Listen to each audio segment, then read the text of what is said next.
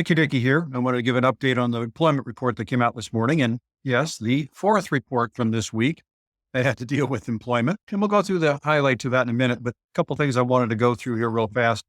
There were a couple of snapshots I took on my iPhone this morning because I always find it rather intriguing that we're in this high-tech world and yet we don't seem to be able to keep up with everything. So this is the first one that I found, which was stocks are flat Friday while Treasury yields climb following strong job report. I don't know about you, but 0.93 up on the NASDAQ is not flat. Now, and I understand these things, but how can there be a lag? I mean, seriously, in the tech world that we're in, I'm sorry, it's just baffling to me.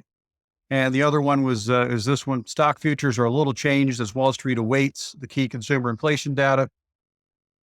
Again, down negative 1.04 to me is not little changed. Again, could be wrong. I don't think that I am, but I just thought those were rather funny. Wanted to share them with you. But the bigger issue today is the jobs report. And most of you know, I like Josh a lot. And yesterday, Josh made a couple comments that if the jobs report came in hot, it could be a major problem for the market. Those numbers, we said 336. We were looking for somewhere in the 150 range, Jim. Hospitality up 96, government up 73. Can't stop this thing. Hospitality is very interesting because a lot of people feel that the travel. Now, again, we were expecting, and who are we? You know, I mean, the Citigroup people, they were talking 275. The average estimate was 170. There were some people that were lower than that, came in at 336, which basically blew away all the estimates. But more importantly, they also revised last month. So I want to focus on that in a minute. And yet it's just the analysts, because without exception, whether it be cruise, whether it be hotel, whether it be restaurant, the numbers are great. And everyone's just predicting what. I want to focus on this too. When you look at the average hourly increase, very much in line. So when I started looking at this morning, look at what happened to this was the morning. The NASDAQ down 184, 229, 42. And I was about ready to give my speech that I always give, which is, I'm sorry, but job reports that are good are good. And clearly the market was taking this badly, but I'm guessing it was algorithms, or at least that's what they're going to tell you here in a minute, which it's all algorithms, and why are we doing it? Because it's stupid. But what I really found interesting about this is that here we are, and I've been beating this up for a year. And what I keep saying is good is good, bad is bad. And at some point, it's going to change. Right now, it's been a good report is a bad, and a bad report has been good for the market. But that has to change at some point. It will change at some point. I keep saying that. I'm not saying this is the point. That can't last. It can't stay this way. And it's always the same litany. It's student loan, it's consumer strap. It hasn't happened yet. So what you're seeing are numbers which are still indicative of what the companies are saying, not what the analysts said companies are going to say. And, David, no gibberish here. This economy is so hard to kill. It really is. Do you sell a strong economy is kind of the question. Listen to what they're talking about. Do you sell a strong economy? The answer is no, you never do. Is it as strong as we think it is? Is it as strong as we're seeing here?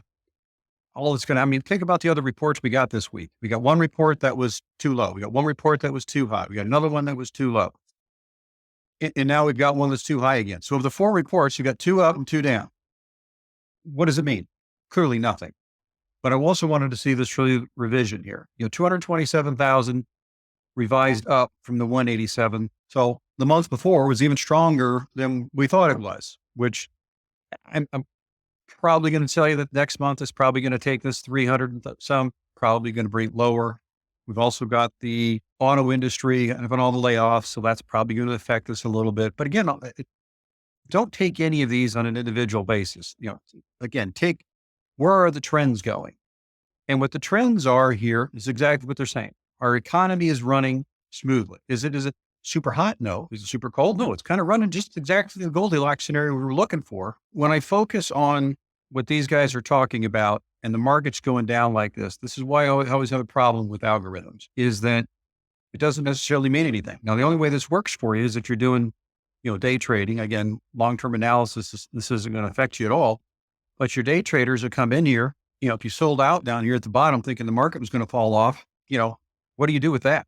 Because again, a lot of this analysis just doesn't seem to work, and it hasn't worked. And that's why I say it doesn't matter what this information is, it matters how the market responds to it. Now, these are futures, and I'm always big on not trading on futures. So here's later on in the afternoon here. Like I said, yesterday, Josh was saying that this is going to be a problem if we have a really hot report, and that we could see a serious drop off here. But now, this is later on in the day. Look at what's happened in the market. Let's bring in the Goldilocks farmer, Jim Leventhal, investment committee member, who joins us. I think you're on the phone. Is that right, Jimmy? I am, Scott. Sorry I couldn't be with you in person today. That's okay. We're glad to hear your voice.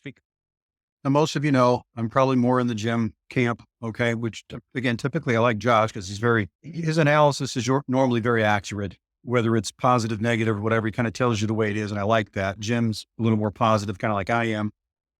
Usually he and I kind of have the same typical idea on the data. We kind of look at the data the same and usually try to find a positive spin on it. It doesn't always work. Okay. So I don't want to necessarily focus on him, and I'm not trying to beat up Josh because again, I normally like what Josh has to say.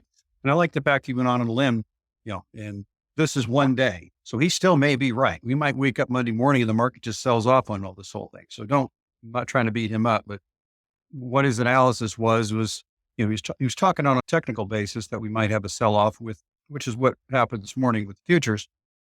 And then people started digging into it a little bit more. But I want you to listen to what he has because I like his analysis of this particular one. It's even more in depth than when I was looking because I hadn't had time to really review what was going on with the actual data that came out this morning. Because this is just what the doctor or the farmer ordered, right? You're darn right. And I want to give credit to something Josh said yesterday. He said, look, the algos are going to take over in the morning if you get a hot jobs number, a hot top line number. And that's exactly what happened. The algos took over. But when you get more thoughtful past what the algos do, you do what exactly everybody on this show right now is saying. This is good inflation number. All right, 0.2%. You annualize that month over month. You annualize that to 2.4%. Say, Steve, what if you get a little productivity on top of that? This inflation problem can go away pretty darn quickly, and the Fed looks like it's met its mandate, both of them, full employment and price control. I do want to say one more thing, which is that the bears are not idiots, okay? Their thesis has some rationality that higher interest rates should fight. But here's the thing. So is the bull thesis, my thesis, that if the consumer is employed and inflation is coming down, that's a positive elixir. Where the balance gets struck, Scott, is sentiment. CEO sentiment that keeps people hired, investor sentiment that keeps the rally going, consumer sentiment that keeps the economy going. And that sentiment will get stronger as the Fed gets more comfortable and signals that it's close. So along with what I've been saying all along, and this was back when Powell was talking about if I raise interest rates, unemployment's going to go up to 4.6 at one point. And I said it didn't need to happen that way. And I got a lot of grief for that because it didn't need to happen that way. And it hasn't happened that way. And the reason I said it back then is the same reason I'm going to say it now. If you have strong employment, if you have a strong consumer, and inflation continues to come down, you don't have to destroy the economy. You don't have to wreck the employment. You don't have to have high unemployment. Does that mean it's not going to go up a little bit? Again, part of that just might be the actual market. It may not be the inflation or the interest rates that Powell's raising. But I don't agree with what he's saying on the sentiment. As most of you know, I really try to deal with facts, what's actually happening rather than sentiment. Now, momentum, I think, is more important than sentiment. But what I think is going to actually happen is people keep spending, people keep buying, and the market's going to continue to roll on unless something changes.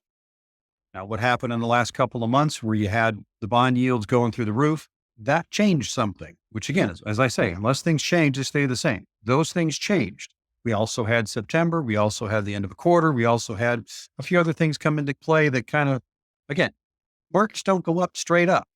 They go up and they go down. So, okay, we had a little bit of a downtick. It's probably a pretty good opportunity. I would think it'd be a good opportunity to buy. Now, again, talk to your financial advisor. I'm not suggesting you buy anything specific. I'm just saying that, typically speaking, you need to buy low, sell high. If the market corrects, might be a good time to buy in there. And that's really what I'm trying to focus on here, guys. None of the stuff that's actually happened in the last week has changed anything. There's nothing different, nothing new.